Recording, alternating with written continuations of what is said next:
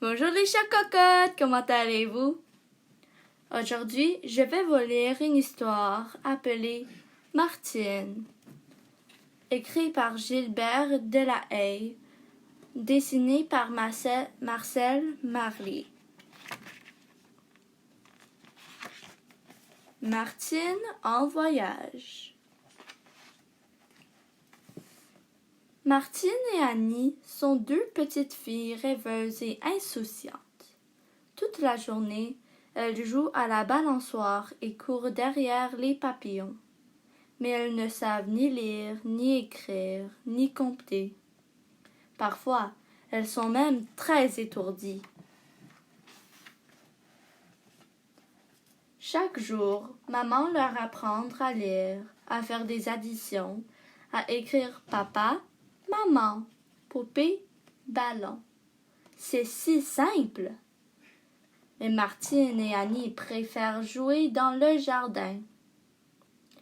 À quoi cela sert-il de connaître l'alphabet par cœur? Demande Martine. Et maman soupire. Vous ne saurez jamais lire ni même écrire votre nom. Ce matin, maman est allée acheter des crayons de couleur à la librairie. Si nous allions nous promener, propose Martine. Tu as raison, nous allons faire un grand voyage. Et elles préparent leurs valises. Lorsqu'elles quittent le jardin, tous leurs amis sont réunis devant la grille. L'ours en peluche, Gino le lapin mécanique et le soldat de bois. Pour voyager, Martine a mis sa plus jolie robe. On voit danser son ombrelle au-dessus de son chapeau de paille garni de cerises. Annie est ravisante avec son foulard qu'elle a noué sur la tête. Où allons-nous? Demande Annie. En Afrique. Est-ce loin l'Afrique? Oh oui, répond Martine. Il faut prendre le train et le bateau. Et elles se mettent à marcher à grandes enjambées, comme fait maman quand elle est très pressée. Elle arrive bientôt à la gare. Où allez-vous? Demande le chef de gare. En Afrique, répond Annie. Mais c'est très loin d'ici, fait le chef de gare. Puis il regarde sa montre et souffle dans le sifflet qui pend à sa boutonnière. Martine et Annie ont tout juste le temps de monter dans le train. Comme c'est amusant de rouler à travers la campagne!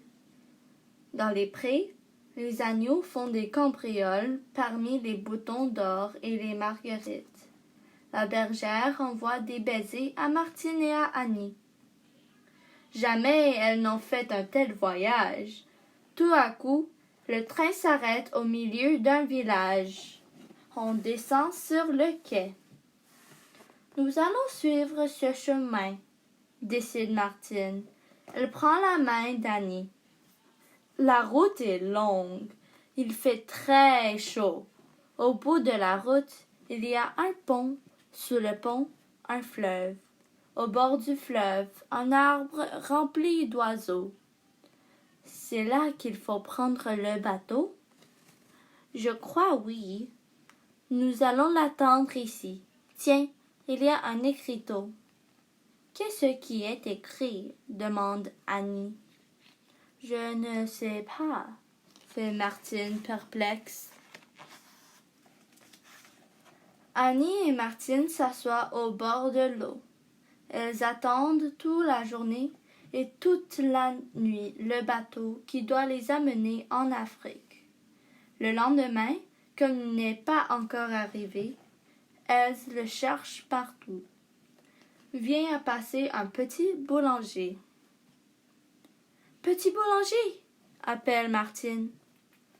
Le boulanger s'arrête son panier de brioches sous le bras. Nous voudrions savoir où se trouve le bateau. C'est écrit sur la pancarte. Le bateau se trouve de l'autre côté du pont, répond le boulanger. Décidément, ce qui est écrit sur les écriteaux est très important. Martine regrette beaucoup de ne pas savoir lire. Elle remercie le boulanger, puis elle entraîne Annie vers le pont. « Courons, courons, le bateau va partir. Entends-tu la cloche? » Mais lorsqu'elle arrive de l'autre côté du pont, il est trop tard. Le bateau vient de quitter la berge. Il est au milieu du fleuve et une épaisse fumée noire sort de sa cheminée. « Le bateau est parti! » « Il ne faut pas pleurer, » dit Martine. « Nous allons retourner à la maison. Sitôt dit, sitôt fait. On se remet en marche. » Mais Martine et Annie sont très fatiguées. Justement, près du ruisseau, un banc les attend. Il y a un carton sur le banc. Regarde ce qui est écrit dessus. Aucune importance puisqu'on ne sait pas lire. Tant pis, reposons-nous, fait Martine en jetant le carton dans l'herbe.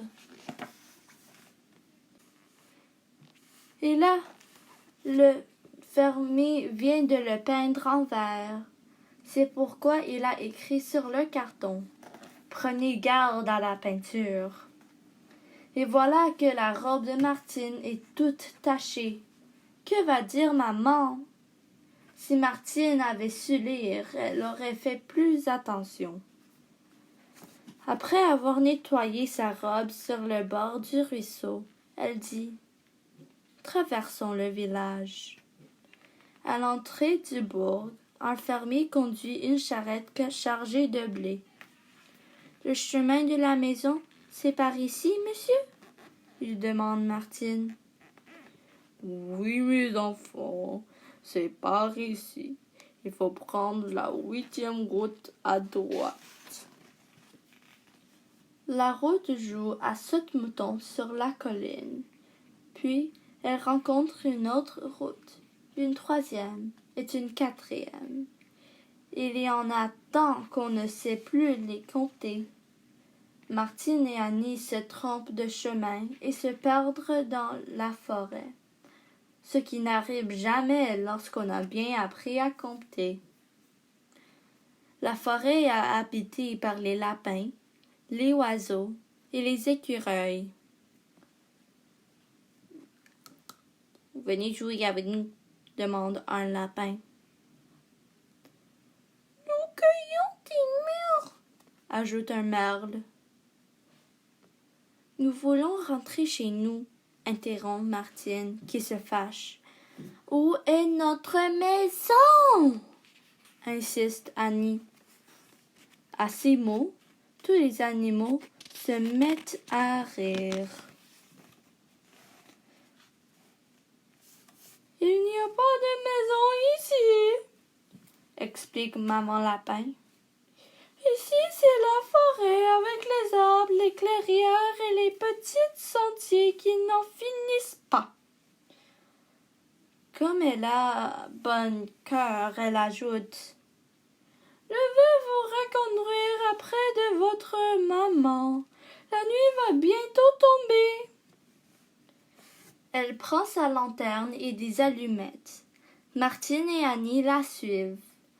On allume la lanterne qui se balance le long du chemin et les papillons de nuit dansent dans la lumière. C'est ainsi qu'elles arrivent bien fatiguées à la maison.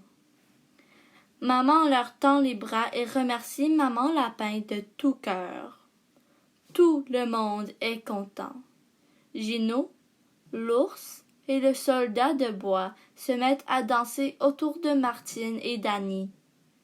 Les fillettes ont soin de ne pas raconter leurs mésaventures. Mais le lendemain matin, elles apprennent par cœur l'alphabet et font des additions. Plus tard, beaucoup plus tard, elles feront toutes deux un second voyage. Elles s'amuseront à compter les arbres et elles auront beaucoup de plaisir à lire les écriteaux qu'elles rencontreront en chemin. La fin. J'espère que vous avez aimé cette histoire. À la prochaine!